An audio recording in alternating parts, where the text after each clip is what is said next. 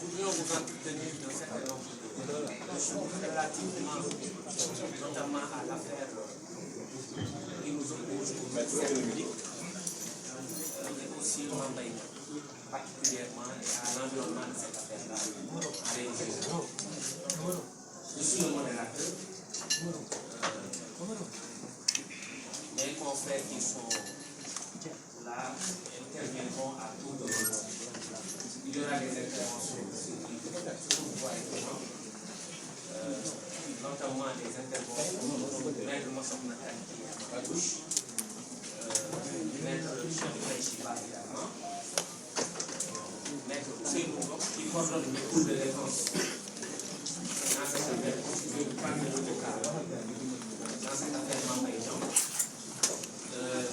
Il y a aussi Maître Amadou Diallo qui devra prendre la parole. Nos autres confrères également sont derrière et peuvent éventuellement répondre aux questions lorsqu'ils sont intervenus directement. Maître Siré Clodori au bout de confrère n'est pas là. Maître Pouard Franco également. Maître Ladifou et Maître Hervé Kam. Ils n'ont pas pu effectuer leur place. Donc, sans plus tarder, je vais donner la parole à Maître Mossam Nakani,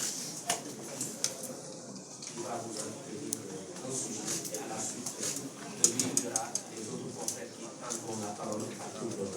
Je reprendrai le sujet là. Merci.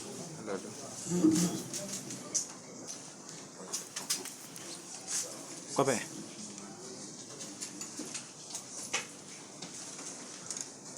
Merci. Bonjour à tout le monde. Et merci d'être venus aussi nombreux. Je dois dire que je ne suis pas facilement impressionnable, mais aujourd'hui je suis impressionné par votre mobilisation. J'ai essayé de compter et j'en étais à 45. Et je ne suis pas sûr d'avoir tout. Vraiment, merci pour cette grande mobilisation. Ça prouve que vous êtes engagés dans ce que vous faites. Comme l'a dit Maître Bamba Cissé, pourquoi ce point de presse? Pourquoi nous avons mis quelque temps avant de tenir ce point de presse? Parce que beaucoup de Sénégalais se posent la question. Vous nous demandez où sont les avocats de M. Sonko, on a entendu que les autres. Oui, parce que d'abord il fallait demander et obtenir l'autorisation de notre patrie. Nous avons tenu à cela, parce que c'est une obligation pour les avocats. Donc c'est maintenant que le bâtonnier nous a donné son autorisation de tenir ce point de presse. Et deuxièmement, pourquoi tenir ce point de presse? C'est pour rétablir l'équilibre entre les partis. Et dire à l'opinion nationale comme internationale ce qui s'est réellement passé dans cette affaire Mambaye. Ce qui s'est passé avant le procès, ce qui s'est passé le jour du procès, ce qui s'est passé après le procès. Ce qui s'est passé avant le procès, c'est des actes qui ont été posés par l'État du Sénégal. On peut dire que notre client a été au monde, je dis bien, le prévenu qui a été cité dans une affaire, simple affaire de diffamation. Il a été le prévenu dont le domicile a été bancarisé pendant tout le procès. Lui et sa famille ont été séquestrés et mis en résidence forcée, illégalement, et interdit même, lui, d'aller à la mosquée, ses enfants d'aller à l'école, sa femme d'aller au travail. Il a été brutalisé et gazé, lui, et aussi ses avocats, dont Maître Siré Clodori. Et notre confrère Ousseynou Fall a été suspendu la veille du procès. Et comme vous l'avez su, notre confrère Juan Branco a été refoulé également du Sénégal. Tout cela avant le procès. Alors, pendant le procès, lorsque le tribunal a décidé de retenir la peine, il a eu d'abord à constater l'absence de prévenu, l'absence de M. Sonko. Quand il l'a constaté, les avocats ont demandé à expliquer pourquoi M. Sonko n'était pas à l'audience avec le document justificatif. Parce que c'est comme ça. Un prévenu qui ne comparaît pas, le tribunal le constate. Il faut bien, s'il a des avocats, que ces avocats expliquent les motifs de cette absence. Et c'est ce qu'on a voulu faire. Maître Ciré Clédor Ly est venu avec 3 certificats médicaux. 3. Et le président a refusé de prendre les certificats médicaux. Donc, le président a refusé de connaître les motifs de l'absence qui devaient lui être expliqués par les avocats. Et quand il a refusé de prendre les certificats médicaux, nous avons demandé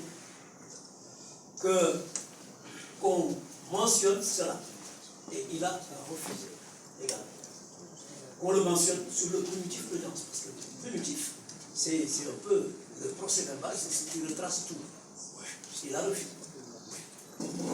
Mais heureusement, fort heureusement, le greffier qui est un professionnel a mentionné que le président a refusé de prendre les certificats médicaux. Or, avec ces certificats médicaux, les avocats avaient décidé d'invoquer l'article 403 du Code de procédure pénale,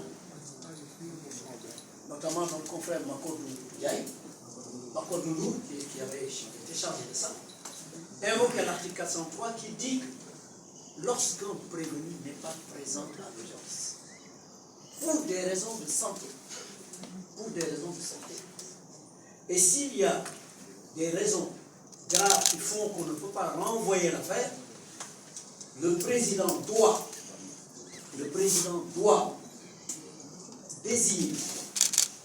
désigner un juge pour aller trouver le malade là où il est, qu'il soit à l'hôpital ou chez lui, ou si c'est un détenu à la prison. Il doit aller le trouver là-bas et l'interroger avec son greffier, l'interroger, et ce PV d'interrogatoire est versé au dossier. Et l'article 403 dit application de l'article 398 alinéa 1 et 2. Ça veut dire quoi? Ça veut dire que même en l'absence du prévenu qui est malade, ces avocats doivent être entendus. Ces avocats doivent être entendus. Et c'est ce qu'on a refusé.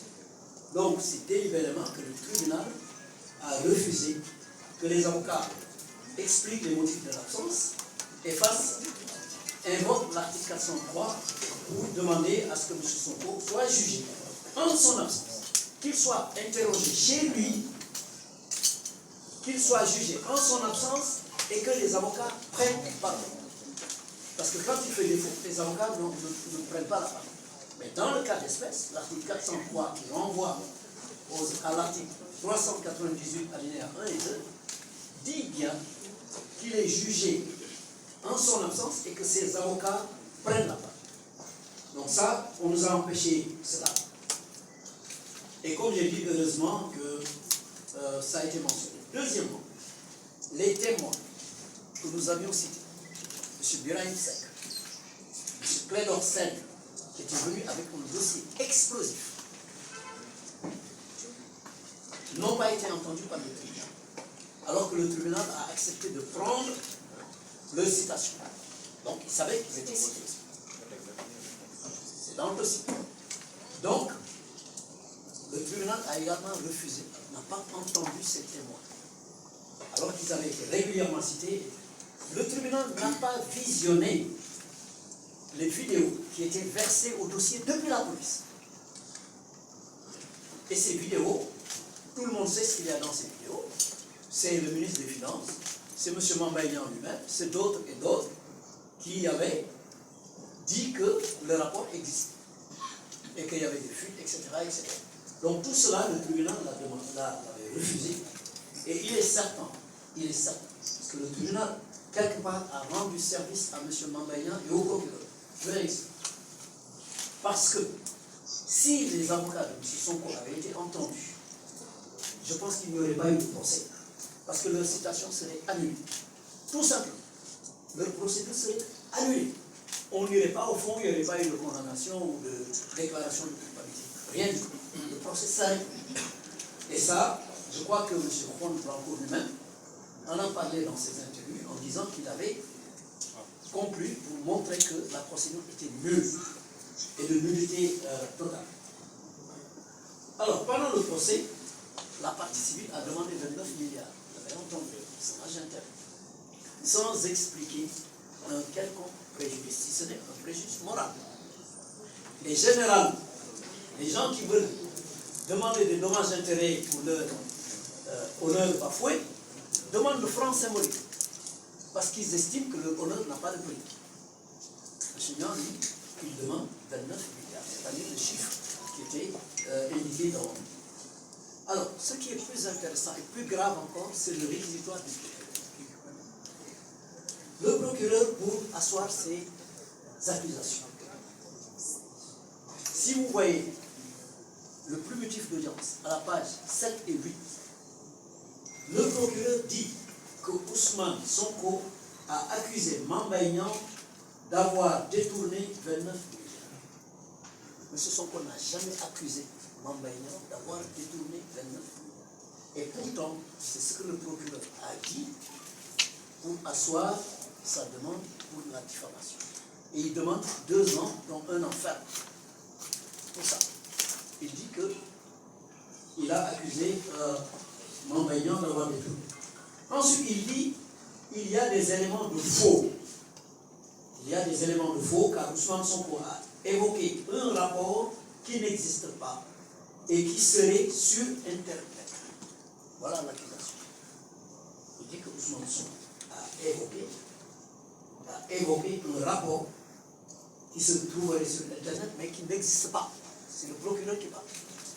Et pour ça, il dit qu'il y a un faux. Heureusement que le juge, dans son jugement, lui a répondu qu'aucun document n'a été versé qui prouve qu'il y a un faux et donc l'a relaxé pour le faux.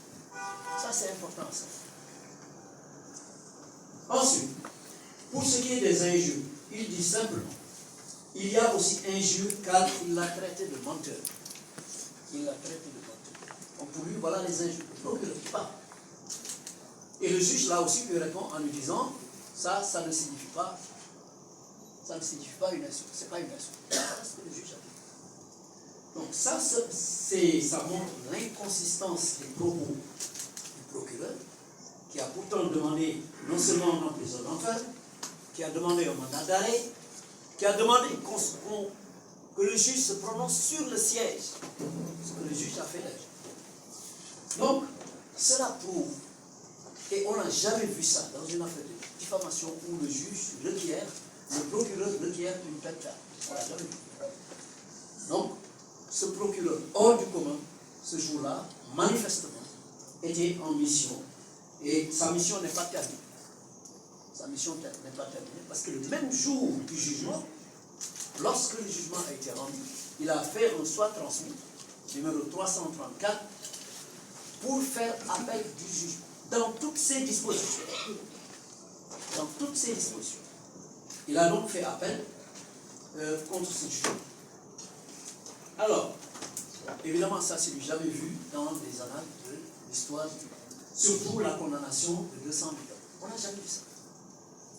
Moi, depuis plus de 30 ans, et Cheikh Oreshiba peut me témoigner, je faisais des citations directes pour diffamation et injure.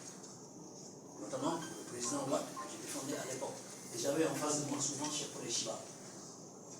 Jamais on a alloué plus de 10 millions, ou même 5 millions, ou 2 millions, ou 1 million, ou 500. Et il y a beaucoup qui demandaient le franc symbolique, parce que l'honneur n'a pas de prix. Mais 200 millions, c'est jamais vu.